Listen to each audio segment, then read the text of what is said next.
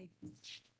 Good morning, everybody. I think we're about to start now. We've got the live stream up and running. So welcome to everyone. Ahlan wa sahlan feekum to our events. Alive or dead, we want them back. This is a side event to the launch of the Committee on Enforced Disappearances report on Iraq, following on from their country visit to Iraq back in November last year, a first of its kind. Welcome to anybody who's watching on our live stream. For those in the room, you can find translation using the headsets in front of you. For Arabic, please choose the channel 3. And for English, please choose the channel 2. So that's Arabic on 3 and English on 2.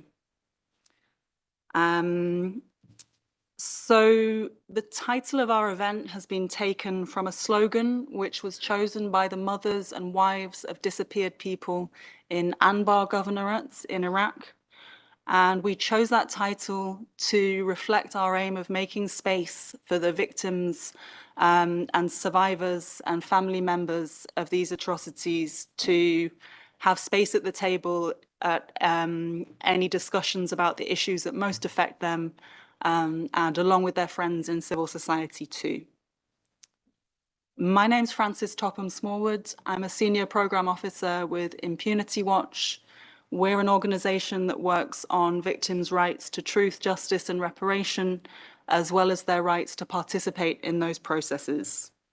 And we're organizing this event today jointly with our 3 Iraqi human rights organization partners, who are Tamasok and Tadaruk and Al-Haqq, along with our colleagues at MENA Rights Group based here in Geneva, and with the kind support and participation from colleagues at the Committee on Enforced Disappearances as well. So we've got a great panel of Iraqi activists and family members of the disappeared with us today. We have Widad al-Shammari, Hassan Wahab, Mustafa Ismail, and Ghada al-Badawi. And then from the CED side, we're happy to have with us Barbara Lochbihler. She's the Iraq rapporteur for the CED and participated in their country visit in November. Sadly, we were hoping to have with us Carmen Rosa Villa-Quintana, who's the head of the CED and also was on that visit. She's had to apologize at the last minute, but we're happy to have with us Alban Profet Palasco from the CED Secretariat, who also participated in the Iraq country visits. I also believe that we have with us in the audience some representatives of the Iraq delegation to Geneva, so a special welcome to them. We're really grateful for the engagement on this issue and for facilitating the CED's visits. And Impunity Watch and many of our partners have a lot of coordination and communication with the various Iraqi state institutions, and we really want to partner with you to keep addressing this issue. So just a couple of words on the crisis of disappeared persons in Iraq before I give the floor to our speakers. As the CED's report found, it's almost impossible to get any reliable numbers on this crime in Iraq, but it is very clear that Iraq has among the world's highest numbers of disappeared persons. And disappearance has been used as a political tool at all stages of the country's recent history, and sadly a very effective one to silence opponents and to get rid of people who are deemed inconvenience. It was commonplace under the Ba'ath regime. It took place during the US-led occupation, during the sectarian conflict of the mid-2000s. It's been practiced by ISIS. It's been practiced by the armed groups that helped to liberate territory from ISIS. And it continues to this day with disappearances happening at checkpoints and activists, journalists, demonstrators, particularly from the Tishreen protest movements, being targeted for that work that they do. This leaves really bitter legacies, with victims' families suffering for years, looking for information, And it creates new grievances which threaten the prosperity and the peace and the stability and the happiness of the country. And I think this overwhelming situation of impunity and, by and large, the lack of respect for the victims' basic rights to truth and justice and reparation just means that this vicious cycle keeps on turning, and disappearance carries on being a useful tool for powerful groups in Iraq. So something needs to be done about it. And I think it's not hopeless. And our guests today have a lot of really concrete and actionable and achievable ways that this can be tackled. And I think Iraqi civil society is a valuable partner in all of this. We're here today not just with the organizing organizations for the event, but also with the backing of around 70 Iraqi civil society organizations, all of which have signed on to a statement supporting the CED's recommendations, many of which came from work that they've been doing over the past years. And that will be available on our websites and social media a bit later today for anyone interested in seeing it. And we'll also be doing a bit of live tweeting of the event today via the Impunity Watch's Twitter handle, which is @ImpunityWatch. So I think I've been speaking enough. So let's start to hear from our speakers. We're going to start with Widad al-Shimmari. Widad has direct experience of the impact of disappearance in Iraq. And she is an activist with the Al-Haqq Organisation for Human Rights, which works a lot with the families of missing people and of disappeared people, especially in Anbar governorates. So, Widad, can you tell us about your experiences?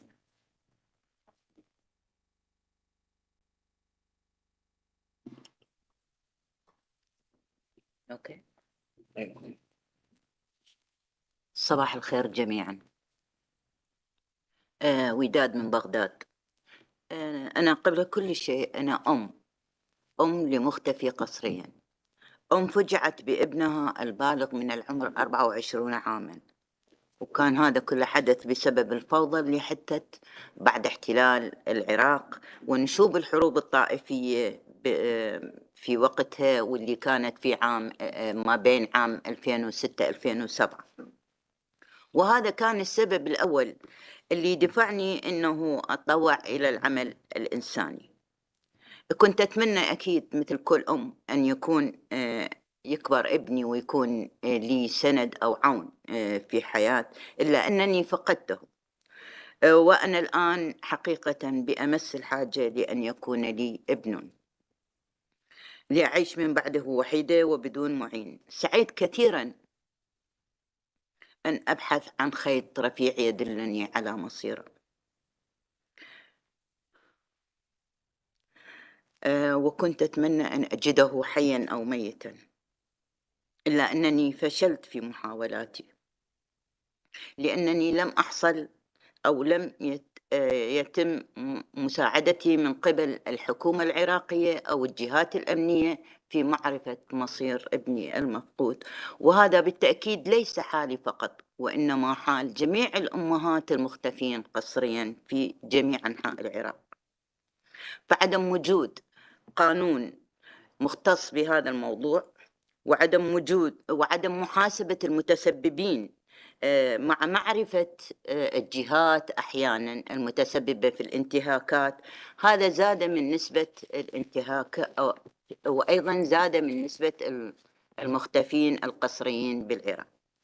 لهذا تطوعت وضمن صفوف مؤسسة الحق لحقوق الإنسان اللي وفرت لي الدعم النفسي الكامل، واللي جعل مني جزء من هذا الملف. بعد أن كنت بعيدا عن هذا الوسط أصبحت جزء من هذا الملف، وبدأت أعمل من خلال المؤسسة على تطوير طرق مطالبتي بحقي في أن أجد يعني طريقا إلى ابني. وهذا حدث من خلال تعاملي والتقائي مع عوائل الضحايا وأمهات الضحايا في محافظة الأنبار بالذات، ونعمل الآن من أجل أنه يكون لنا صوت قوي وأن يعني ندعو المجتمع الأنباري للمشاركة معنا وأيضا الحكومة المحلية بالأنبار. هذا كله من أجل أن ننهي معاناة تلك العوائل وخاصة أمهات المختفين قسريا اللي يتعرضون إلى ضغوط نفسية كثيرة نتيجة فقدانهم لأبنائهم، وأحيانا الأمهات فقدوا أبناء أكثر من واحد، أحيانا أمهات فقدت 9 أبناء و4 أبناء و5 أبناء. أنا من بغداد حقيقة جئت أناشدكم باسم الإنسانية ونيابة عن كل الأمهات المختفين قسرا، لا تتخلوا عنا، وأن يتم الضغط على الحكومة العراقية ليكون لها دور فعال ومجدي وتوفير الحماية لنا وتشجيعنا على تقديم الشكاوي ضد منتهكين مرتكبي تلك الانتهاكات، وأن تكون للمختفين قاعدة بيانات واضحة أو إنشاء مراكز وطنية ومتخصصة مستقلة تشمل جميع الضحايا، وتحقيق أكيد نطالب بتحقيق جبر الضرر شامل يشمل جميع حالات الاختفاء بالعراق. وشكرا لاستماعكم لصوت جاءت بحثا عن إيجاد حقها في إيجاد ابنها حيا أو ميتا. شكرا لكم. Thank you very much, Widad. I think some of the demands that Widad is making there are very much in line with the findings of the CED's reports. So I'd like to hand over now to Barbara and Alban to present some of the main findings and recommendations from that report before I hand back over to the Iraqi guests to respond afterwards.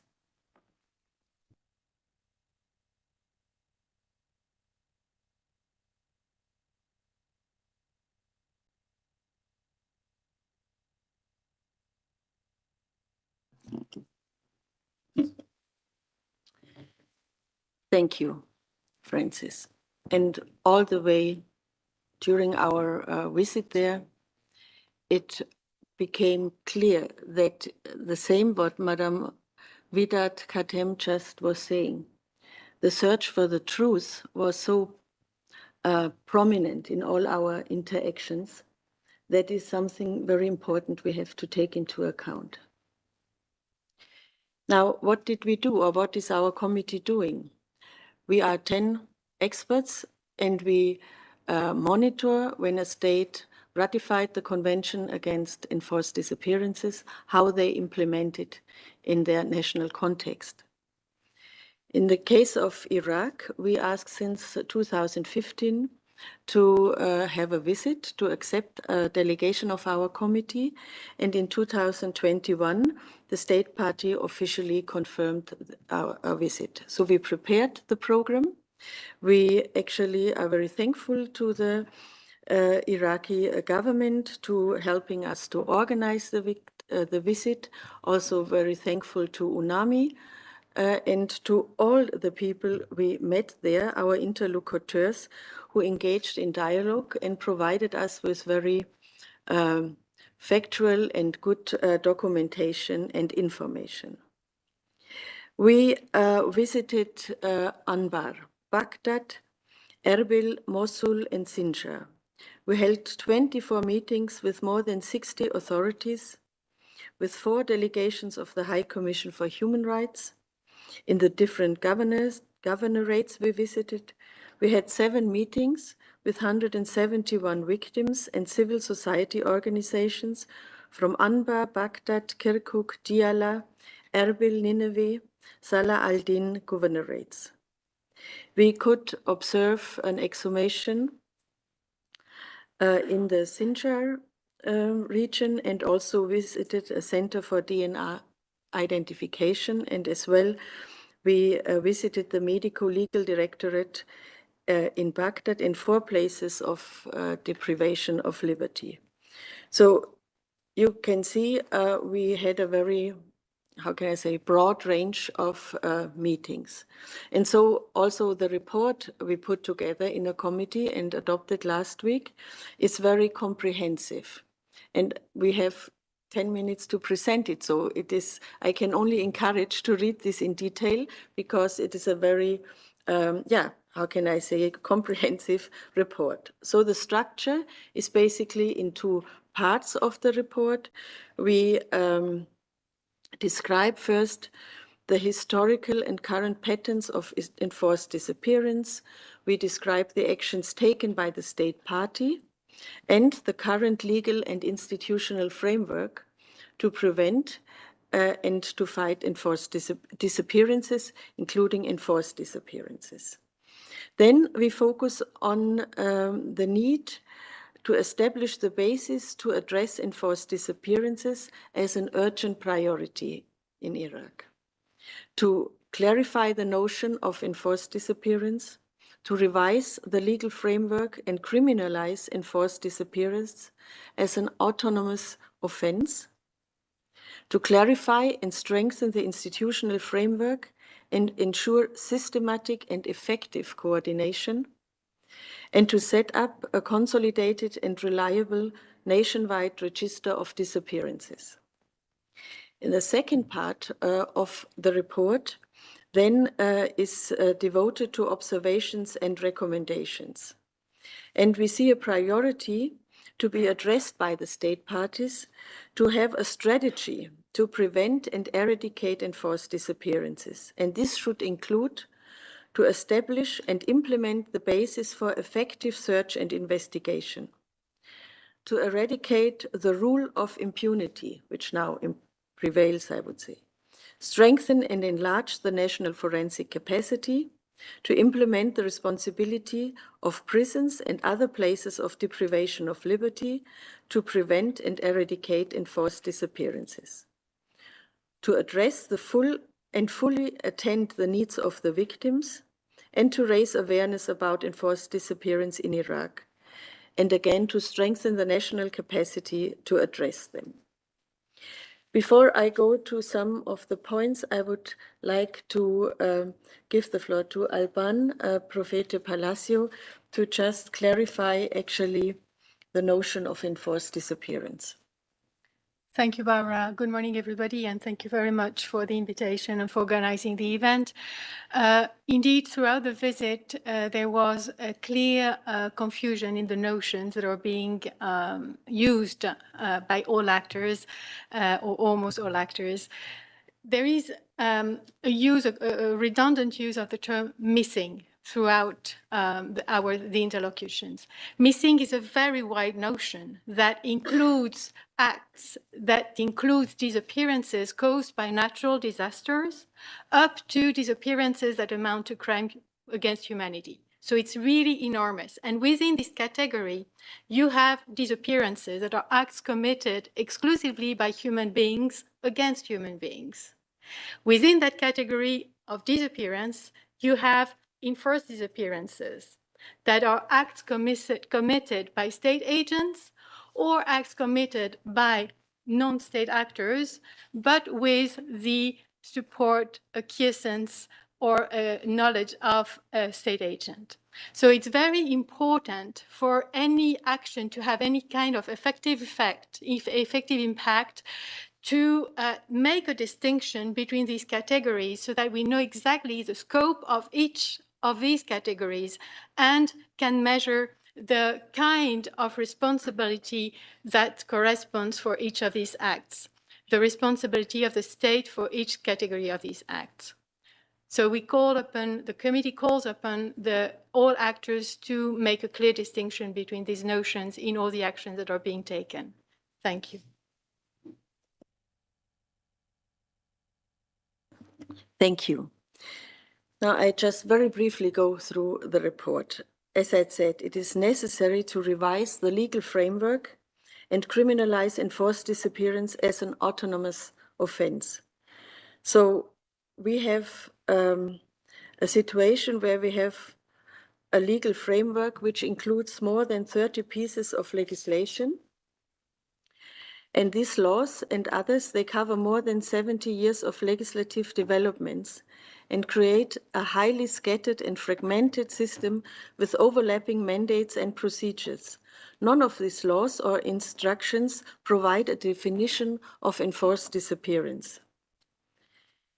And so to work on a crime that does not exist in the national legal framework is indeed illusionary. So this is very important, actually, that this draft bill, who is in front of the Parliament for now since 2017, is being adopted, and the substance of the law qualifies, according to our convention, with having a good definition of enforced disappearance. So the state party must revise and simplify its legal framework related to disappearances.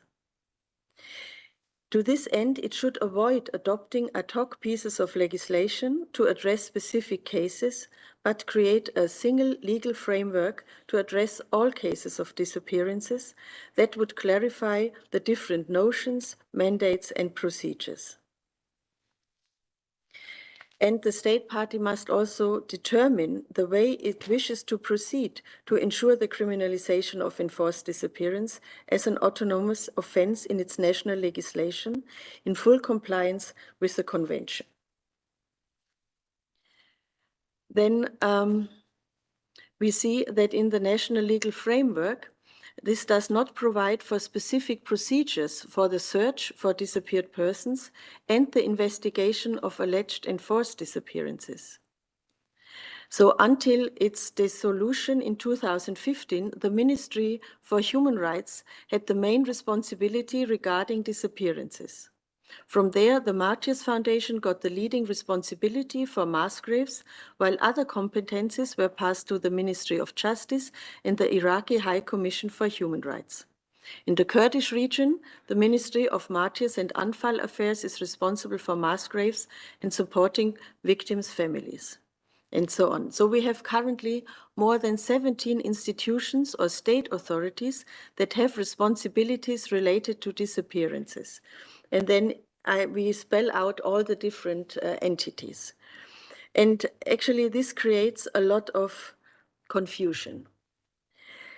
And on top of the prevailing confusion on the notion of enforced disappearance and the absence of specific institutional structures and strategies to attend them, the interaction with state institutions throughout the visit revealed a strong lack of interinstitutional coordination and interaction.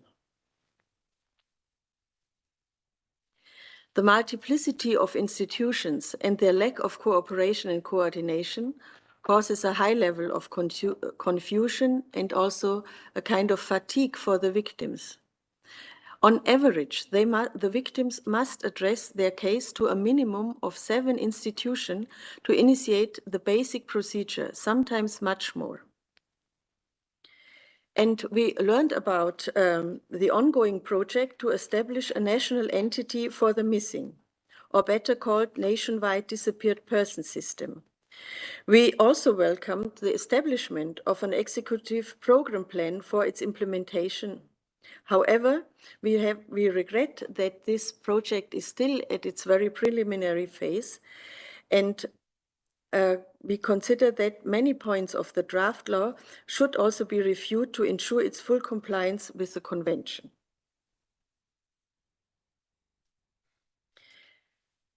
So again, I think we see this as a priority, that the state party clarifies the institutional framework in charge of disappearance in Iraq.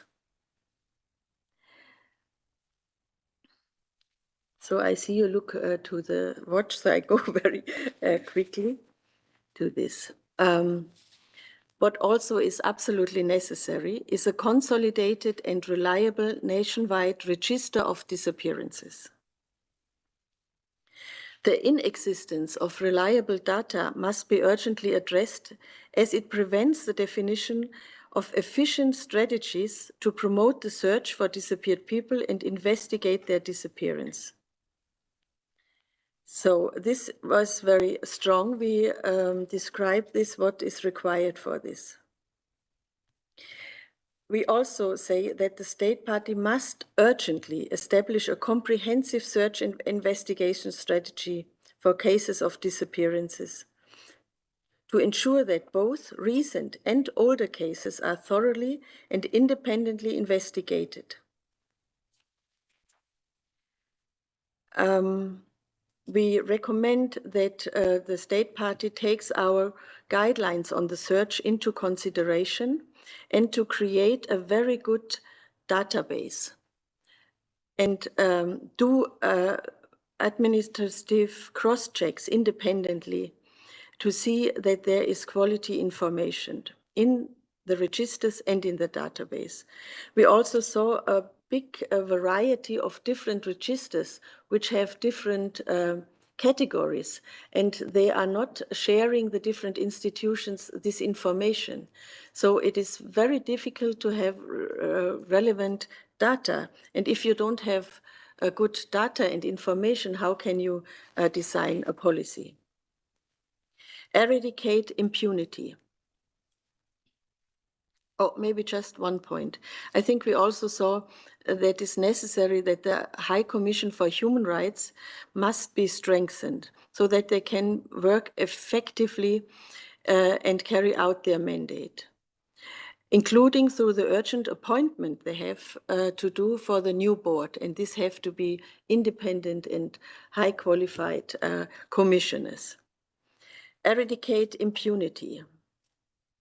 So, as enforced disappearance does not exist as an autonomous crime in national legislation, it cannot be prosecuted as such in Iraq. In theory, disappearances can be prosecuted under the penal code and the counter-terrorism law. But there are very few investigations and progressed to trial, including the most recent cases. So we can say that impunity of disappearances prevails as a rule. We single out in the report this very difficult current management of the request for security screening, which actually has converted into another factor of impunity. Such screenings remains necessary to submit a complaint, ask for the search for a disappeared person, or access to broader range of rights under the martyrs category. If the disappeared person is on one of the wanted lists, the family and relatives lose all entitlements and have no access to any form of truth and justice. So there are much more recommendations, and we urgently call on the state party to eradicate all structural causes of impunity. The state party must, inter alia, ensure the immediate inclusion of enforced disappearance as an autonomous crime in national legislation, review all aspects of its legislations that promote impunity, such as Article 130 of the Criminal Procedure Code, amnesty laws, and the construction of ad hoc frameworks. We ask for strengthening and enlarge the national forensic capacity. And then we also urge to establish a nationwide register of persons deprived of their liberty. We need such centralized registers of persons deprived of their liberty, which are serious, which are checked, which are exchanged between the institutions. And therefore, we ask the state party to establish an independent task force in charge of cross-checking systematically the registers of all places of deprivation of liberty, regardless of the institution to which they belong, with the names of all detainees. The task force must ensure that all persons in detention places are registered and that their relatives are duly informed of their whereabouts.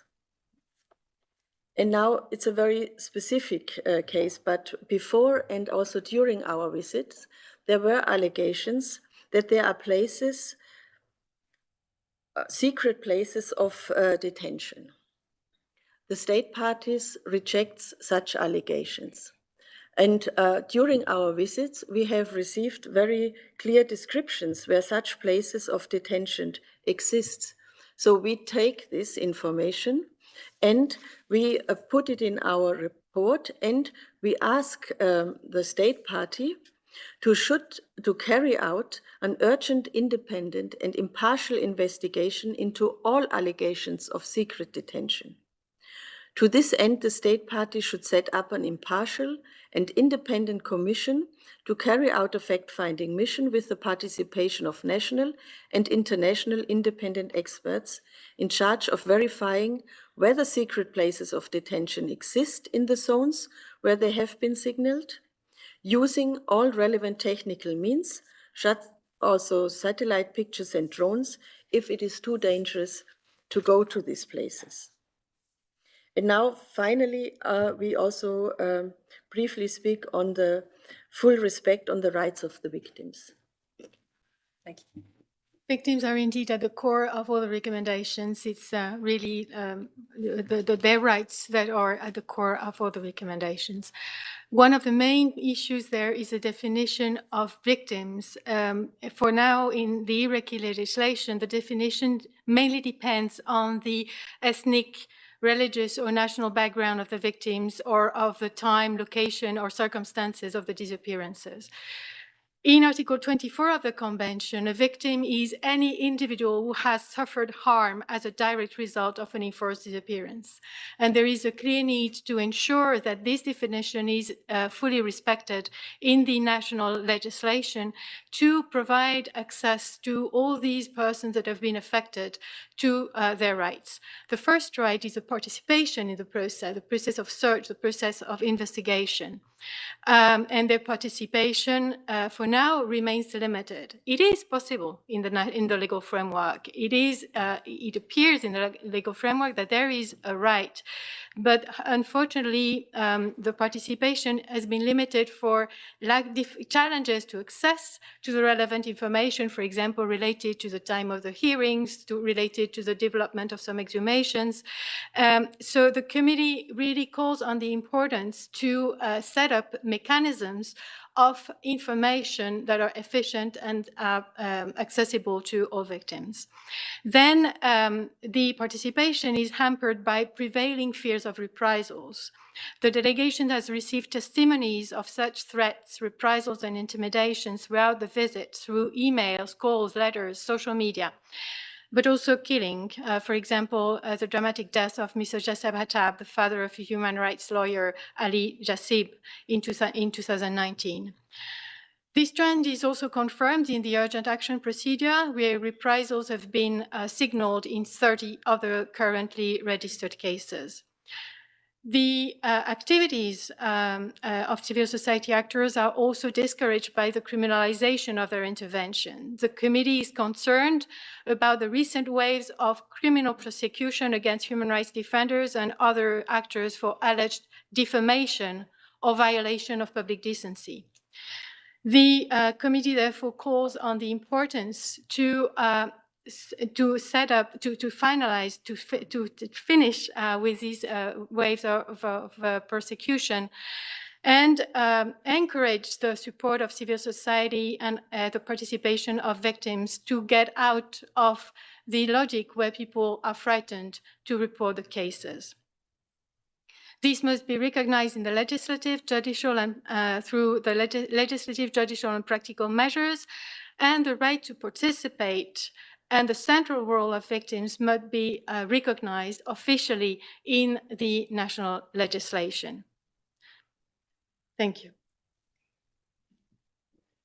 Thank you very much. It's a very impressive piece of work, the report, and I think lots of important recommendations, and also a very useful resource in that it really explains and outlines the different, some of the confusing parts that you referred to with the different responsibilities of different institutions. Let's move back now to the Iraqi civil society representatives. We'll take first Mustafa Ismail.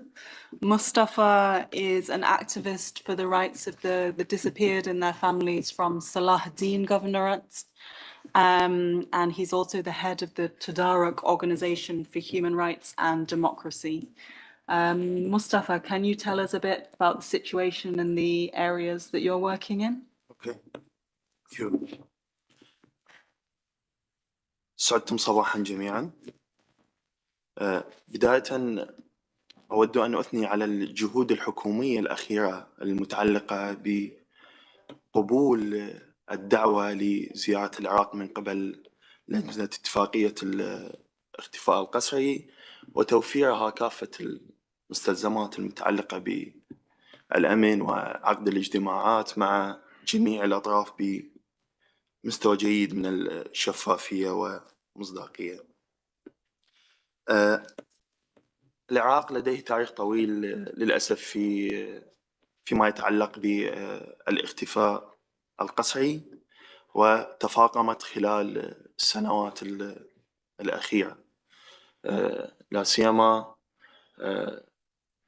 الاختفاء اللي حصل في عهد النظام السابق قبل 2003 وما بعده، وخلال مرحلة سيطرة تنظيم داعش الإرهابي على بعض مناطق وسط وشمال العراق، وأيضا الإجراءات المتعلقة بالعمليات العسكرية التي حدثت في هذه المناطق لتحريرها. كل هذه الفوضى على المستوى الاجتماعي وعلى المستوى الأمني أدى إلى ازدياد حالات الاختفاء القسري وصلت إلى الآلاف. حقيقة كثير من عمليات الإخفاء حصلت لأسباب تمييزية وعرقية وطائفية ودينية، خصوصا الآلاف المختفين على أيدي تنظيم داعش الإرهابي. لا يزال مصير تلك الآلاف من المختفين مجهولا إلى الآن، ودون هناك مسؤوليات واضحة عن من هي الجهات التي قامت بإخفاء هؤلاء الآلاف، وبالتالي ما يزال ذوي الضحايا منهم متعلقين بالأمل الضعيف بإمكانية رجوع ذويهم إليهم مرة أخرى، أو الأمل بكشف ملابسات أو الكشف عن الحقيقة والظروف اللي اختفوا بها هؤلاء الآلاف أيا كانت، أو حتى الكشف حتى عن رفاتهم في ظل وجود 202 مقبرة جماعية في مناطق كانت تحت سيطرة تنظيم داعش. الكثير من ذوي الضحايا يؤمنون ويعتقدون فيما لو تمت إجراءات الكشف على تلك المقابر وفق الأدوات والقانونية وفحص الDNA ووجود فرق مختصة، راح توضح الكثير من مصير هؤلاء الضحايا. لا يوجد إلى الآن تقدم محرز في هذه القضية، تقدم من الممكن أن يوضع أسس لحل هذا الملف الجسيم. لا توجد لجان للحقيقة ولا سبل آليات وانتصاف للضحايا وذويهم، وبالتالي كل هذه المسببات أدت إلى استشراء الإفلات من العقاب. كما ذكرت، ماكو آليات ولا قوانين تتناسب مع جسامة تلك الانتهاكات. عدم وجود هاي الآليات وهاي الضوابط أو هاي التعليمات أو السبل أدت إلى تضاعف الآثار المترتبة على الانتهاكات، بالتالي تحولت أيضا من الضحايا إلى ذويهم، إلى زوجاتهم، أمهاتهم، وحتى أطفالهم. الكثير من ذوي الضحايا يعانون من الحرمان من الحصول على المستمسكات الثبوتية الشخصية لهم بعد تغييب ذويهم. بالتالي عدم وجود مستمسكات ثبوتية شخصية لذوي الضحايا يؤدي إلى حرمانهم من الكثير من الحقوق الأخرى، خاصة فيما يتعلق بالحق في الحصول على التعليم والحق في الحصول على الخدمات الطبية. لذا يتحتم على ذوي الضحايا إلى تسجيل ذويهم كميتين في سجلات المؤسسات الحكومية حتى يتم التعامل مع الحصول على المستمسكات الثبوتية لذويهم. وهذا الأمر يتطلب بعد 4 سنوات من الإبلاغ بالفقدان، وهاي مدة كلش طويلة لمدة 4 سنين، خاصة بأنه عمليات الإبلاغ ما مكترسة عند الضحايا أو ماكو سبل وآليات واضحة للإبلاغ، فالبعض من عندهم قاموا بالتبليغ بعد سنوات عديدة من الاختفاء، ثم ينتظر 4 سنوات أخرى حتى يتم تسجيلهم كمتوفين في السجلات الحكومية. وهاي العملية تسبب ألم فظيع لذوي الضحايا وجرح عميق وإبادة لأي أمل متعلق بإمكانية العثور أو رجوع ذويهم إليهم مرة أخرى. لدينا حالات عديدة مشابهة كما ذكرت. أبرز الحالات اللي تعاملنا وياها قبل فترة وجيزة بأنه والدين الضحية كانوا لا يقبلون بتسجيل ذويهم كميتين في السجلات، لأن عندهم أمل إمكانية رجوع ذويهم لهم مرة أخرى، لكن زوجة المتوفي كانت مصرة على توفيته قانونيا رغم الألم بهذه العملية حتى يتم الحصول على مستمسكات ثبوتية لأطفالهم، لأن أطفالهم كبروا وللآن محرومين من الحق في التعليم.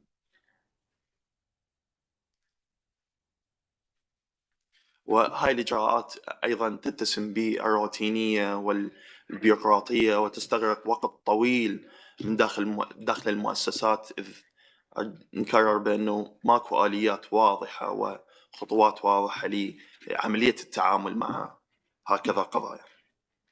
وأيضا رصدنا العديد من حالات الابتزاز من قبل الوسطاء الغير حكوميين أو ما نسميهم احنا في المجتمع العراقي بالمعقبين، وهم أشخاص ينوبون ذوي الضحايا بتيسير عملية التعامل مع المؤسسات الحكومية من أجل قضايا ذويهم.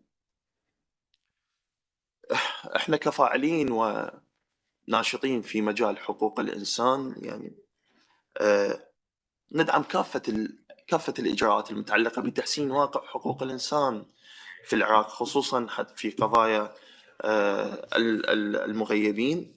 وإحنا نؤمن بأنه لا توجد هناك حلول حقيقية إذا ما كانت هناك مشاركة فاعلة للحكومة والسلطات بجميع أنواعها. وتحتاج أيضا إلى إرادة وتوافق سياسي في العراق من أجل حسم الجدل في هذا الملف.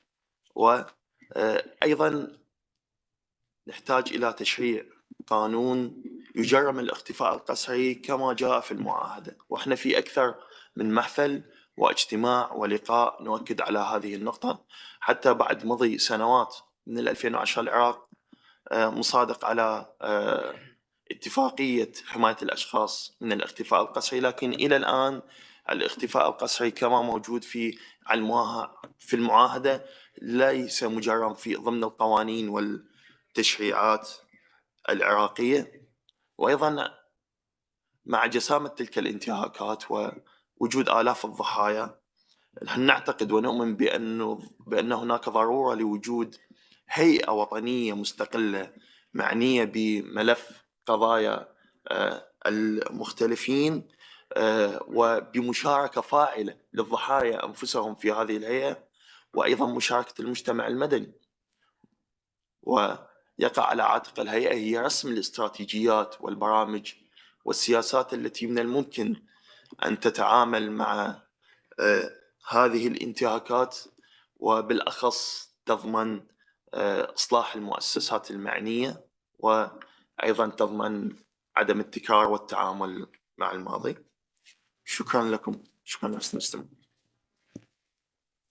Thanks a lot, Mustafa, for the extra information on the way the violations build up on top of one another, and it doesn't just stop with the disappearance itself. Let's hear next from Ghada. Ghada al-Badawi is the head of the Tamasok Organisation for Democracy and Transparency. She works a lot with some of the newly established youth-led pro-reform political parties that emerged from the Tishreen movements to boost their political knowledge and understanding and skills. Several of their activists and demonstrators were disappeared during the protest period and after it. So Ghada, can you tell us a bit more about that? صباح الخير جميعا. صباح الخير جميعا. كناشطة ومشاركة في الاحتجاجات ومهتمة بقضايا المرأة، سأتكلم عن موضوعين. الأول عن ضحايا الاحتجاج القسري في احتجاجات تشرين، وكذلك معاناة النساء ذوات الضحايا من الاختفاء القسري. بالبداية لابد من الإشارة بشكل مختصر لاحتجاجات تشرين، وهي حركة احتجاجية الأطول في العراق، انطلقت في بغداد ومحافظات الوسط والجنوب في عام 2019 ضد الوضع الاقتصادي المتردي وسوء الخدمات والسلاح المنفلت وجميع أشكال الفساد. واشتملت هذه الاحتجاجات على تظاهرات وحملات مدافعة واعتصامات، وكانت الأكثر دموية من حيث أعداد الضحايا والجرحى وكذلك أعداد المعتقلين والمختفين قسرياً. نمط الاختفاء القسري لم يكن مختصراً على احتجاجات تشرين، بل هو نمط مستمر تم التعامل بهم في احتجاجات سابقة ضد الفاعلين من الناشطين والمحتجين المطالبين بالإصلاح. وغيب عدد من الناشطين والمحتجين في فترات زمنية تزامنت مع الاحتجاجات، منهم جلال الشحماني وواعي المنصوري المختفين قسرياً منذ عام 2015، وفرج البدري المختفي قسرياً منذ عام 2018. خلال احتجاجات تشرين أعلن مكتب حقوق الإنسان في الأمم المتحدة عن فقدان 123 شخص في الفترة من أكتوبر 2019 إلى مارس 2020. تم العثور على 98 منهم، ولا زال 25 آخرين في عداد المفقودين. من المختفين قسرياً في خلال احتجاجات تشرين علي كاسب من ميسان، وهو محامي وناشط مدني مغيب منذ أكتوبر 2019. أسامة التميمي من بغداد متظاهر مختفي قسرياً منذ 2020. مازن لطيف وهو كاتب وناشط مدني مختفي قسرياً منذ شباط 2020. توفيق التميمي صحفي وناشط مدني مختفي قسرياً منذ مارس 2020. سجاد العراقي ناشط مختفي قسرياً منذ 2020. وعلى الرغم من الوعود وحتى الزيارات في الحكومة السابقة والحكومة الحالية لعدد من عوائل الضحايا، لكن لم تظهر أي نتائج حقيقية أو حلول للبت بمصير هؤلاء الضحايا. ورغم ولا تزال قضايا الاختفاء القسري معلقة لم يتم البت بها.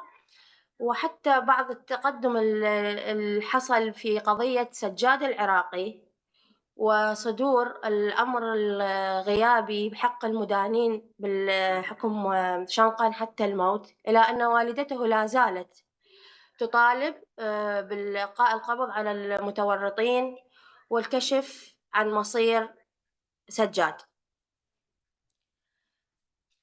بالانتقال إلى موضوع معاناة النساء ذوات ضحايا الاختفاء. كانت المعاناة مضاعفة خصوصاً عند مراجعة هؤلاء النساء للدوائر الأمنية وفي مناطق القرى والأرياف، وهي الأكثر تضرراً من جرائم الاختفاء القسري. المعاناة كانت في تعاملهم مع الكوادر غالبيتها من الرجال، وهذا يعد التعامل المباشر يعد معيب اجتماعياً في هذه المناطق. كذلك وثقنا عدد من الحالات الابتزاز والمساومة والتحرش الجنسي لبعض النساء أثناء المراجعة، مما يضطر هؤلاء النسوة إلى التوقف عن المراجعة والمطالبة بالإبلاغ أو الشكوى أو التعويض لذويهم. أيضاً نتيجة أن أكثر المغيبين هم من الرجال، أصبحت النساء هم المعيل للأسر، وبغياب توفير سبل العيش وفرص العمل كان الضغط مضاعف جداً عليهم، وحتى ولد دوافع للبعض بالانتحار دون توفير أي تدابير حكومية أو تقديم أي دعم نفسي متخصص لهؤلاء النساء. نرى من الضرورة في الوقت الحالي تفعيل العمل بالحكومة الإلكترونية لتسيير معاملات عوائل الضحايا للحد من الفساد والابتزاز، وكذلك من الضرورة مراعاة النوع الاجتماعي وإعطاء النساء الأولوية عند اتخاذ جميع السياسات والبرامج الحكومية. شكرا لكم.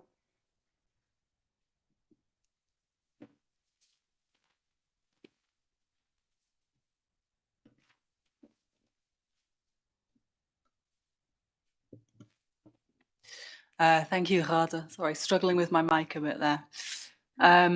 Thanks for sharing the gendered aspects specifically there. It's very important. Let's hear next from Hassan Wahab. Hassan has getting on for 20 years experience in the human rights field in Iraq, and he's the founder of a nationwide group of activists, the Iraqi Human Rights Defenders Forum. What do you have to say to us, Hassan? شكرا فرانسيس. السيدات والسادة الأعزاء، شكرا لاهتمامكم وحضوركم لهذه الجلسة. راح تكون مداخلتي حول معاناة الضحايا واحتياجاتهم، وأيضا تحديات اللي تواجه منظمات المجتمع المدني في مجال التعامل مع هذا الملف. وعندما سأشير إلى مصطلح الضحايا فسأعني به عوائل المختفين قسرا.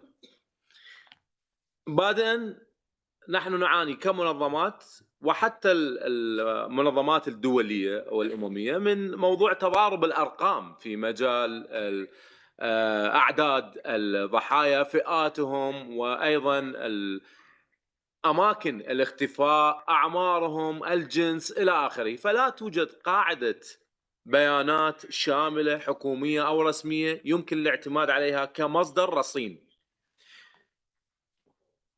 مؤخرا خلال كتابتنا لتقرير حول الاختفاء القسري لمدة 4 أيام نحن في ورشة عمل، ونحن مكلفين الزملاء بالبحث عن مصدر لرقم، وإلى أن انتهت ورشة كتابة التقرير ونحن لم نجد مصدر حكومي يوثق رقم موحد يمكننا الاعتماد عليه وإدراجه في التقرير. واعتمدنا على مصادر لتصريحات حكومية موجودة على الفيسبوك أو اليوتيوب نشرت عبر قنوات.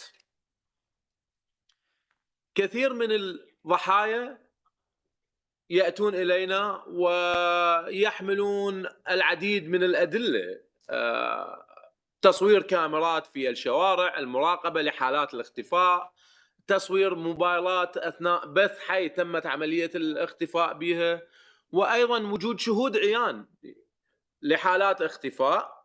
ولكن لم تصل الحكومة لكشف الحقيقة وكشف مصير المختفين قسريا، ولم تتعقب مرتكبي هذه الجريمة. يعني لم لاحظ الضحايا أنه لا توجد جدية من الحكومة بتعقب مرتكبي الجرائم، ربما لأسباب كثيرة. أيضا الكثير من الضحايا عند إجراء المقابلات معهم خلال فترات كتابة التقارير لا يستطيعون أن يكملون حتى القصص، قصص فقدان أعزائهم وأولادهم، وينهارون نفسيا بالبكاء، أو يعني حتى لا يستطيعون الإكمال رغم مرور سنوات عديدة على حادثة الاختفاء. إذن احنا لاحظنا أنه هؤلاء الضحايا يعانون من اضطرابات نفسية، غالبيتهم من مشاكل نفسية، وهم بحاجة ماسة إلى دعم في هذا المجال، وهم يعانون من ضغط نفسي شديد نتيجة عدم الكشف عن حقيقة مختفيهم. أيضا عندما يتوجه الضحية للبحث عن آلية للتعويض مثلا، أو للذهاب إلى آلية تسجيل شكوى بحق مرتكبي جرائم الاختفاء، مسار ليس واضحا، المسار اللي ممكن أن يتبعه والتنقل بين المؤسسات الحكومية لتسجيل الشكوى، هذا أيضا ما زال مربك وغير واضح بالنسبة للعديد من الضحايا. إذن آلية البحث والتعويض هي بصراحة غامضة في بعض الأحيان، تحتاج إلى توضيح أكثر، تحتاج إلى وضع دليل وإرشادات خاصة يتبعها الضحايا لأجل الحصول على جبر الضرر والبحث عن ذويهم. في أكثر السياسات المتبعة من قبل الحكومة أيضا لاحظنا أنه الحكومة تتخذ السياسات والقرارات الخاصة بهذا الملف من أعلى قمة الهرم، وهي بحاجة إلى أن تعطي صوت أكثر إلى الضحايا أنفسهم وأن تشركهم في إدارة هذا الملف. فغالبا ما يتم الإشارة إلى المستشارين والمسؤولين الحكوميين وجهودهم في تطوير السياسات وهذا الملف، ولكن هذا في قمة الهرم. نحن نبحث عن أن يكون دور في قاعدة الهرم أيضا للضحايا، وأن يكونون شركاء فعالين في إدارة هذا الملف.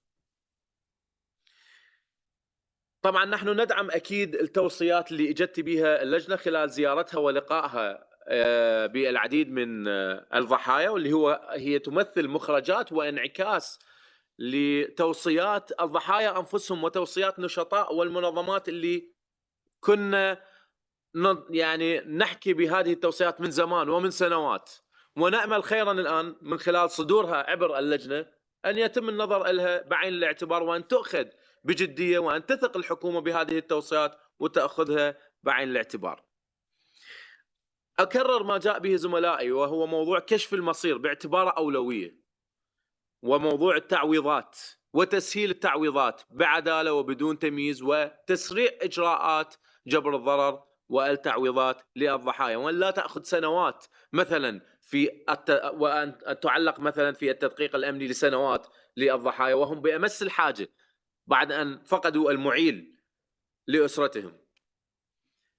أيضا نؤكد على أهمية أن يكون الضحايا هم في الصدارة وفي مركز اتخاذ جميع القرارات الخاصة بسياسات التعامل مع الضحايا وبتنفيذ جميع التوصيات، وأن يكون لمنظمات المجتمع المدني دور فعال، وأن يكونون شركاء حيويين أيضا في إدارة هذا الملف. وأؤكد أيضا على قاعدة البيانات وضرورة توفيرها من المؤسسة حكومية مختصة، وأن تكون قاعدة رصينة تعكس يعني التواجد الفعلي لأعداد المختفين، المناطق، العمر، الجنس إلى آخره، تكون موجودة وسهلة الوصول. وأذكر بأهمية الدعم النفسي والتأهيل اللي على الحكومة أن تقوم به، وجميع البرامج اللي لها علاقة بإعادة اندماج الضحايا في المجتمع بعد أن تعرضوا لهذه الصدمات من اختفاء أحبابهم. وأخيرا راح أختم بدعوة إلى المجتمع الدولي بمساعدة الحكومة العراقية أيضا ومساعدتنا كمنظمات على تنفيذ حزمة التوصيات اللي جاءت في تقرير اللجنة وجميع التوصيات السابقة اللي سبق وأن عرضناها في تقارير ومحافل سابقة تمثل المنظمات والضحايا. وشكرا جزيلا. Thank you very much, Hassan. And I think that's a message we've heard from lots of the speakers today, that victims and civil society need to have a role in all of this. I think we have around half an hour now for questions and brief interventions from the audience. So if anybody would like to speak, please raise their hand, and just a friendly reminder to please speak quite slowly to help our hardworking translators, and to give your name and affiliation. So I see one person here. Do we have any others? Okay. Let's hear from the person in the front row. Yes, thank you very much for organizing this event. I would like to just clearly point out some points to clear our position. Would you mind just introducing yourself to the Yes, group? I'm from the Iraqi mission. Yes. Yes, so like I stated, I would like to clear some points. And first, Iraq joined the International Convention for Protection of All Persons from Enforced Disappearances in 2010 with its full and political decision, and with the approval of all representatives and components of the Iraqi people, and in believing in the promotion and protection of human rights in accordance with international standards. Iraq deals in a transparent matter with the Committee on Enforced Disappearances regarding the request and urgent inquiries due to its importance, and provides the information that the committee requests in its report on scheduled date. Iraq deals constructively with all procedures related to allegations of enforced disappearance and is keen to provide all relevant information and facts, and will continue to do so based on its decision and its will. Iraq received the committee after granting its approval and welcome, and provided all necessary facilities to meet with officials and representatives of civil society organizations, citizens, and others out of its belief and importance of cooperation in this field. Iraq has suffered for years from terrorist attacks that led to the most horrific crimes and genocides against humanity, such as the terrorist group of ISIS, and with the recognition of the UN reports, during which these terrorist groups committed many cases of enforced disappearances. The areas that were liberated from the terrorist groups of ISIS carried out their operations in government military uniforms in order to camouflage the security services and citizens, as many of the victims of these operations were from the security services themselves. The report launched by the committee is to deal with its visit, but unfortunately it dealt with events from which Iraq and its people have suffered for more than 5 decades, and is a clear violation of Article 35 of the provisions of the International Convention for the protection of all persons from enforced disappearances, that refers to the period or time frame that the committee focuses on its mandate. Therefore, the committee exceeded the limits of its legal mandate due to the mentioned article, since a large part of the report focused on the events of allegations of enforced disappearances that occurred prior to the entry into force of the agreement. The report of the committee's visit included numbers and events that have not been confirmed until today, and there are many references in the contents of the report refer to unreliable resources, including articles by writers. Sufficient information should be based on reliable reports or official Iraqi sources. The report included terms enforced disappearance, absence, and missing, which sets confusion in the report and requires the committee to work on differentiating between these terms and circumstances surrounding each of them. As part of Iraq's effort to end the file of enforced disappearance, the government submitted a draft law that lays down a clear definition to this crime and its penalties, and the draft law is before the Iraqi House of Representatives for discussion and approval. In its report, the committee underestimated the government's achievements in dealing with allegations of enforced disappearances, and the report is imbalanced in terms of such. Once again, Iraq renews its pledge and commitment to the promotion and protection of human rights and related issues, including enforced disappearances, in accordance with its international commitment and relevant human rights standards. I thank you. Thank you very much for your comments and for coming to engage with the panel today. Would some of the panel like to respond to that, or should I move to another question? Maybe we can include it. Okay, let's collect 2 or 3 questions and then we can address them at once. I saw a hand raised back there. Yes, please go ahead and introduce yourself briefly if you can. So I'll speak in Arabic. Okay. رتيبة الميلادي عن منظمة واعتصموا للاجئين. فقط سؤالي هم سؤالين للحاضرين من المجتمع المدني العراقي. بما أن أعداد المختفين قسريا يعني هام وكبير جدا، هل تم يعني معاينة سجون لا شرعية في العراق مثل ما هو الشأن خاصة في ليبيا؟ السؤال الثاني، هل في يعني آليات وبرامج للمجتمع المدني العراقي للضغط على الحكومة العراقية لتوفير الحماية اللازمة لذوي المختفين، بما أنه مثل ما قلتم وأن الاختفاءات شملت كذلك عائلات المختفين؟ شكرا. Thank you for those questions. We will take the gentleman in the back row and then the person in front, and then we'll return to the panel. Go ahead. Thank you very much. My name is Vincent Ploton. I'm with the International Service for Human Rights here in Geneva.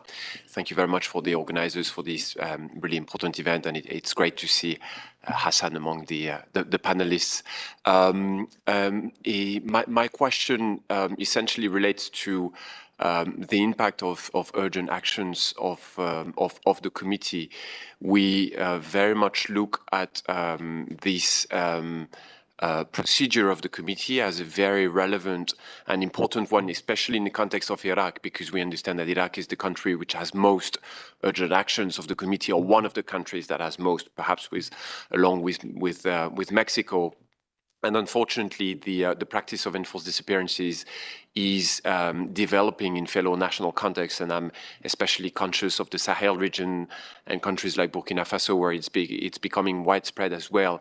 So my question, I presume, is primarily directed at the member of the committee and the secretariat, but also to our NGO colleagues as well, in examples and in situations where people have been found. So I'm speaking of positive outcome, when people have been located. Could you share perhaps one specific case where you have seen evidence of how the committee has enabled the location of these individuals? And if you could explain on what basis you're able to tell, well, the action of the committee has enabled the location of the individual. And I'll specifically explain why I'm interested in that question. We receive dozens of cases from the Sahel region these days, unfortunately.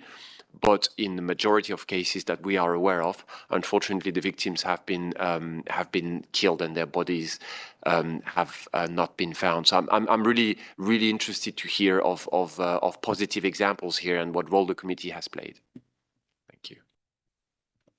Thank you. Go ahead. Thank you so much. I'm a student in humanitarian law and human rights.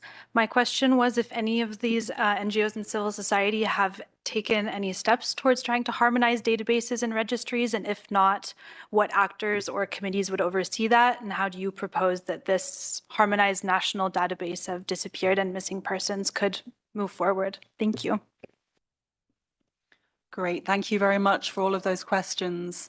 I would propose to start with the CED representatives to respond to the comments of the Iraqi representative and to the question on examples of where urgent actions have helped to locate people. And then after, I'll hand back to the civil society colleagues.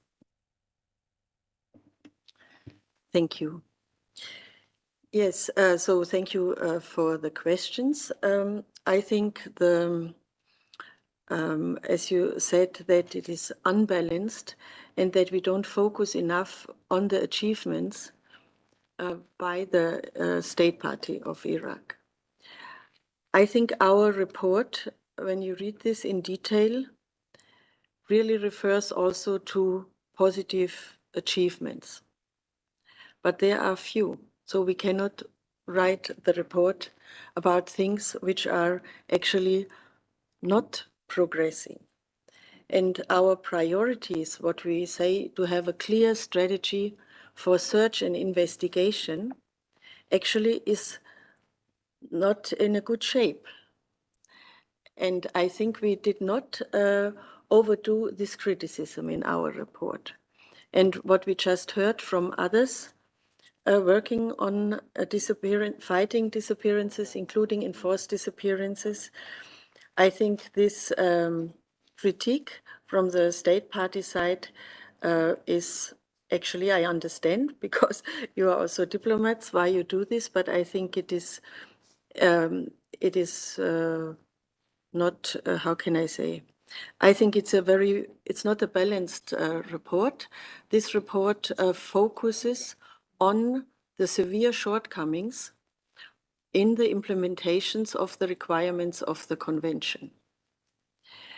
I also have to say that we are very detailed in the recommendations where the state party can improve the institutions, the legal framework, a strategy for search which is meaningful. We very rarely to refer actually to the political sphere in Iraq. This is not the mandate, but it is clear, of course, that, for example, it was raised by speakers on the podium, but also, I think, from guests. What do you do with places of secret detention? We don't use the term secret prisons, by the way, because we understood before and during the visit that this is clearly the state party says clearly such places do not exist. But so, as I said at the beginning, in this point, the information we have received where people say they think they are in this and that place, you find in our report where we describe where we think such places do exist. And we ask the government, understanding that it is very difficult because there are also threats against people in the parliament and who want to investigate this. It refers to the political sphere in which the government and the administration has carried out its work. But we are very assured that the information we have received, not only in this case, in all others, is a qualified, reliable Iraqi sources. And we keep them, not all are publicly available because we have also to protect them. So, and actually, I do hope that the Iraqi government sees this report as actually a good source to improve what you have started, like improve this, the search, improve the institutions, improve the ability to do exhumations and the quality of also staff doing this and all this. So I think so far to that, and then maybe later I would also like to respond to some of the issues being on the podium, but Alban takes the Article 35. Thank you very much. Regarding the competence ratione temporis of the committee that is defined in Article 35 of the Convention, indeed, there is a declaration that was adopted in 2013 by the committee with regard to this competence that says that if information related to the past is useful during the reporting process as a means to understand fully the challenges of the present, the committee ought to direct its attention to the current obligations of the state in that regard. So really, the reference to the events of the past is not to, to individualize the responsibility on these specific cases, but to take the measure of the size of the challenge that the state is currently facing to address all the disappearances that occurred in the recent past. Of course, the nature of the obligations is under the Convention is different depending on the period we are referring to. But really, this reference is made in a very constructive perspective to acknowledge the different categories, the different patterns that exist regarding disappearances in Iraq, and to, as again, measure the size of the challenge faced. And I really want to highlight that all the report has a lot of recommendations. The focus is, as Ms. Lochbihler highlighted, the committee really highlights the positive aspects, but of course the role of the committee is to help the state and other stakeholders to identify the challenges and build positively on these challenges to try to get out of a situation that indeed contains lots of violations of the Convention. As regards the sources, all the sources have been verified. When articles are mentioned, they are to illustrate some information that was also received from different sources. Not all the sources are quoted because some of the sources are confidential, and we have to respect the request for confidentiality by the authors. And this is a normal process. And as mentioned before, all the information that has been provided to the committee is kept secret, is kept in a secured place, and the information, all the sources have been verified. In terms of the impact of the urgent actions of the committee, as of today, the committee has 1,582 urgent actions registered, out of which 578 relate to facts occurred in Iraq. And of the past years, 437 people, if I'm not mistaken, 437 people have been located, including 407 alive. And a concrete example of an urgent action where we could see how the procedure helped. I'm not going to mention the name nor the place, but it's a place where upon the registration of the urgent action, the Secretariat received call from state authorities asking for more information and saying, okay, we didn't know about this case. Thank you very much for bringing it to our attention. We received other information from other parts. Can you please clarify that this happened and that this was exactly the case?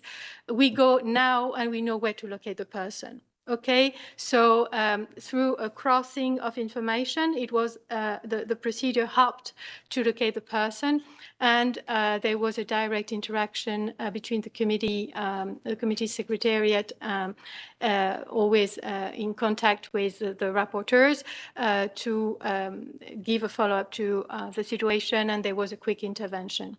So the results are quite, I mean, we would really like to have more positive outcomes, but as of today, 337 people located, including 407 alive.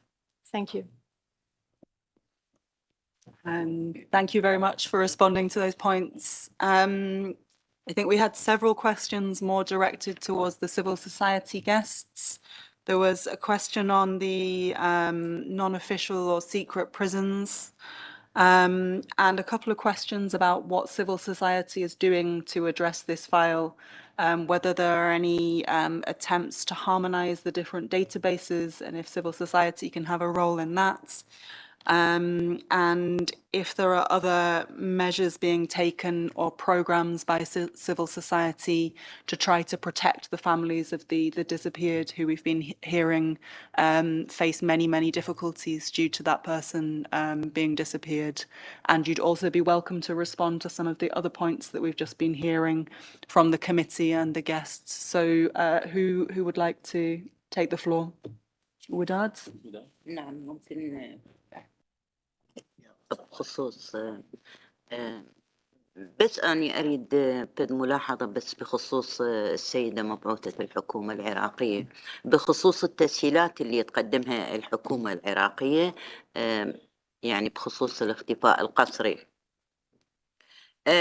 أنا يعني فعلا هي أكو تسهيلات بهذا المجال بس بصراحة حتى نكون صريحين بهذا المجال التسهيلات تقدم يعني بازدواجية يعني المختفين قسريا قبل سقوط بغداد تتعامل بشكل وما بعد سقوط بغداد أو احتلال بغداد تتعامل المختفين قسريا بشكل آخر وهذا واضح جدا وكل الأطراف يعني واقفة عند هاي الحقيقة من زمن. احنا نتمنى هو المختفي قسرا مختفي في كل الأزمان المفروض يتعامل بجدية وبشفافية يعني أوضح من الوضع الحالي اللي دا يتعامل به هو بالنهاية يكون إنسان عادي من أي جهة كانت هو إنسان. شكرا. Thanks, Wadad. Hassan. بخصوص السجون اللا شرعية والسجون السرية في حقيقة الأمر هي مزاعم إلى اللحظة يعني وهذه المزاعم مبنية على ادعاءات من العديد من ضحايا الاختفاء القسري من عوائلهم لأن هم لا زالوا يحملون الأمل بأن أحبائهم هم أحياء وموجودين ومختفين في سجون سرية في أماكن هم طبعا يعطوها أسماء هذه المناطق. وأيضا هذا جاي من سبب الابتزاز كثرة عمليات الابتزاز هذه الشائعات أيضا موجودة بسبب وجود عمليات ابتزاز من قبل السماسرة عوائل الضحايا يعني يقول لهم انه ابنكم حي يتواصل معهم يطلب منهم مبلغ مالي ويقول لهم موجود هذا في السجن اكس او سجن كذا. فهذا ايضا جزء من العمليه وهي طبعا مسؤوليه الحكومه المفروض في حمايه الضحايا من عمليات الابتزاز اللي يمرون بها خلال هذه السنوات. واما بخصوص دور المنظمات بموضوع السجون بشكل عام فالمنظمات لديها دور محدود للأسف في مراقبة وتفتيش السجون وفق القانون وهذا يعني هذه الحدود وضعها القانون. والمنظمات في 2018 عندما تم إصدار قانون إصلاح النزلاء والمودعين رقم 14 سنة 2018 سجلوا اعتراضهم في بيان حول عدم شمول وتسمية منظمات المجتمع المدني كجهة شريكة في عملية الرقابة والتفتيش للسجون. هذا رقم واحد. وأيضا سجلوا اعتراضهم على ما جاء في الفصل رقم 12 المادة 45 من القانون اللي تتطلب تحديد مواعيد سابقة من قبل الجهات اللي تقوم بالزيارة. فأيضا هذه فقط يعني حبيت أن أشير لها من عندما صدر القانون.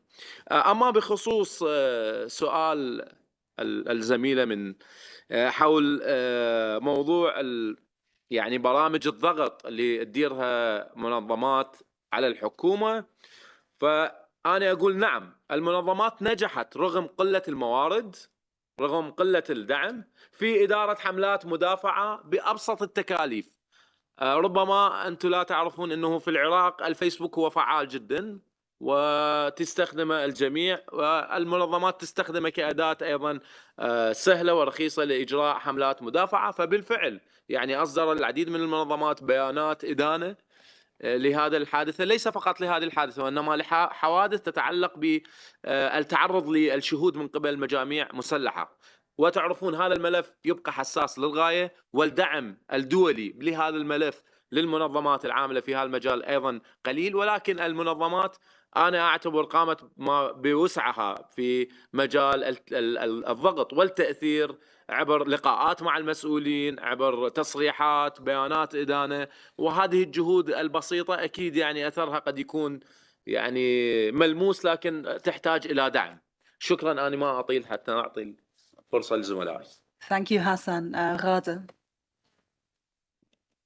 بس عندي إضافة على كلام حسن بخصوص عمل المنظمات، بالإضافة طبعا إلى الحملات المدافعة والمناصرة اللي صارت بعدة محافظات اللي بها المغيبين قسريا المختفين قسريا. تعمل دائما المنظمات على عمل جلسات حوارية مع الفاعلين السياسيين في مناطق، خصوصا في الأنبار صلاح الدين.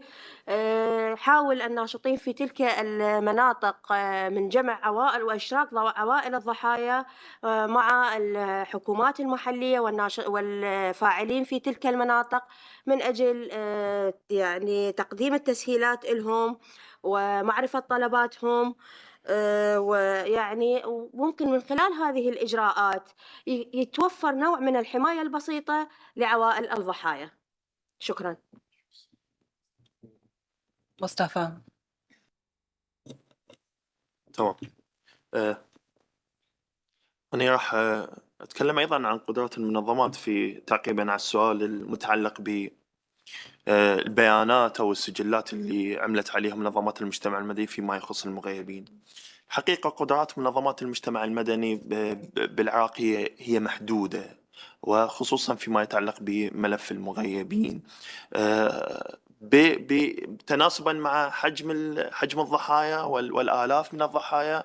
فما أعتقد بأن هناك قدرة لمنظمات المجتمع المدني حتى تقدر تأسس لقاعدة بيانات تشمل هؤلاء الضحايا، وخصوصا أنهم مختلفين. احنا نتكلم عن انتهاكات لسنوات طويلة، لعشرات السنين، ومتنوعين أيضا. قسم من المختفين أو المغيبين أو المختفين قسرا بالتحديد هم غيبوا على أيدي المجاميع الإرهابية، خصوصا في السنوات اللي احتلت من قبل تنظيم داعش الإرهابي. نتكلم عن وجود 202 مقبرة جماعية. منظمات ليس لها هاي من صلاحياتها وليس من ولايتها بأنه تعمل الكشف على هاي المقابر، ممكن عن طريقها تحدد مصير العشرات والمئات من الضحايا. لكن هناك أكو توافق بين المجتمع المدني العراقي على تحريك هذا الملف، وهناك بوادر للتعاون من قبل، خصوصا من قبل الحكومات المحلية في المناطق اللي شهدت العديد من الحالات الإخفاء القسري بصورة جماعية وبصورة فردية. هذا الموضوع يحتاج إلى تبني استراتيجيات وسياسات حكومية، تحتاج إلى تعاون المؤسسات الحكومية وتوافق سياسي ورؤية حكومية لحسم الجدل بهذا الملف.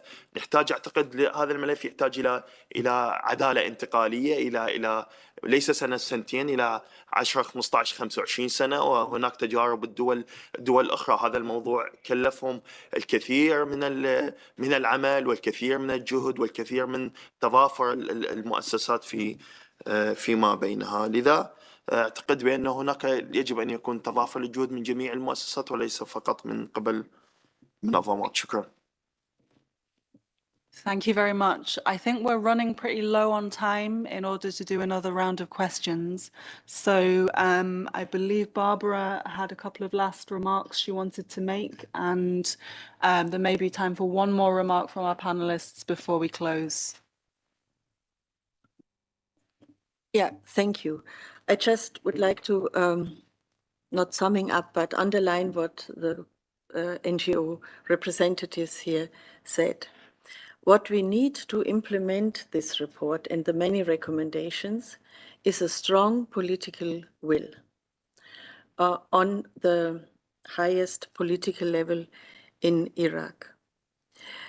During our visit, we also heard a lot that there is increasing distrust into state institutions and the practice of good governance, because all the policies are maybe at the beginning, but not properly implemented.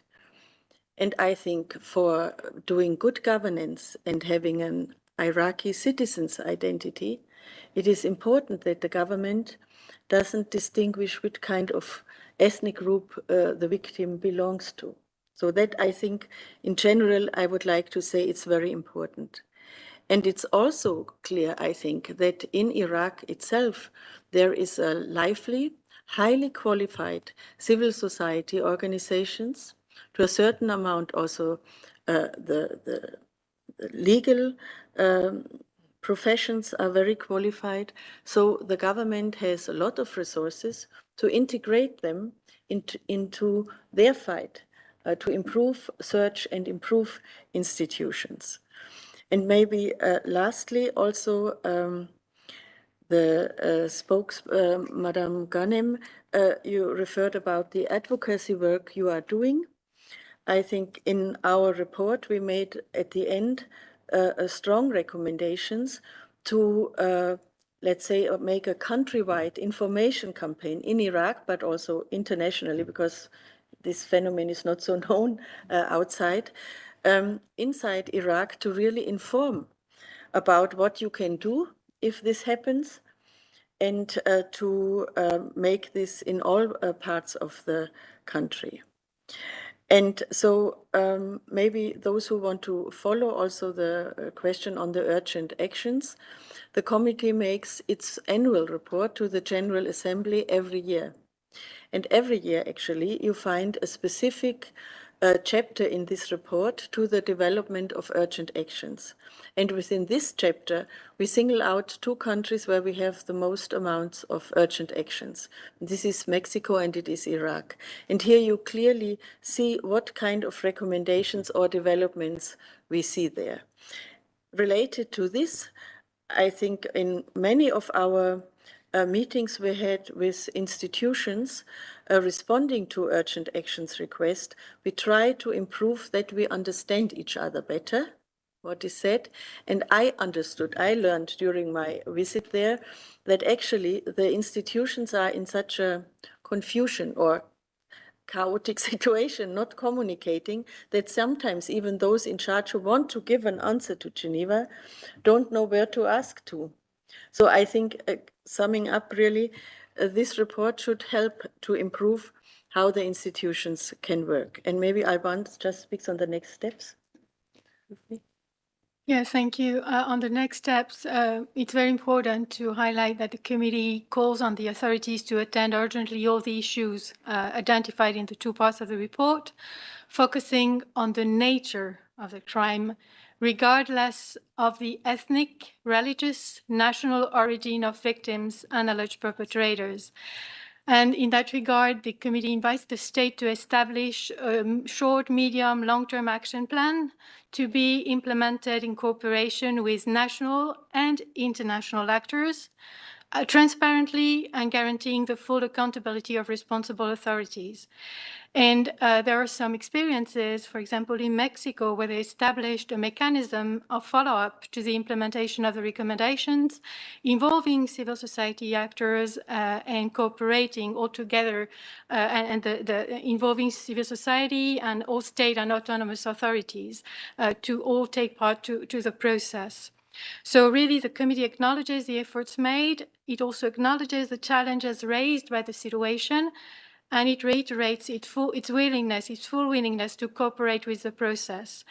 And the state has now 4 months to make comments, substantive comments on the report, to share their view. It's a dialogue. It's really aimed at a constructive dialogue. So we're here as well to listen to the comments of the state. And after this period, these comments will be made public, of course. And after this period, the committee will merge the follow-up to this report together with the reporting procedure under the convention, which is Article 29.4 of the convention, where the committee can ask for additional information on the situation at stake. Thank you. Thank you very much, Barbara and Alban. I think we have just one comment now from Hassan, and then we'll have to close. شكرا فرانسيس. طبعا راح أختم بالشعار اللي بدينا به، اللي هو أطلقوه النساء من أمهات وزوجات ضحايا المختفين قسرا في أحد الحملات، وهو أحياء أموات نريدهم. فهذه دعوة إلى المجتمع الدولي لدعم جهود منظمات المجتمع المدني العراقية ودعم جهود الحكومية في موضوع كشف مصير الضحايا، لأنه كشف مصير الضحايا أولوية، وكشف مصير الضحايا قد يحل العديد من الأزمات المتراكمة والتحديات اللي أهمها مثلا الجانب النفسي للضحايا. وشكرا جزيلا لكم. Great. Thanks, Hassan. I think we've all heard a lot about the gravity of the situation. There's a lot of consensus on that and on the need to take this seriously and move forward with addressing it. We have a lot of very tangible, actionable recommendations, and I hope that at the end of this event we don't all just go home and forget about this, and there are some steps forward.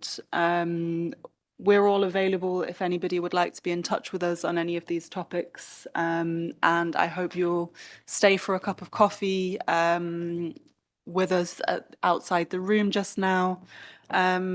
I'd like to thank the committee for their cooperation, all of the organising partners for all of the work that's been happening, MENA Rights Group, Tamasok, Al-Haqq and Tadaruk.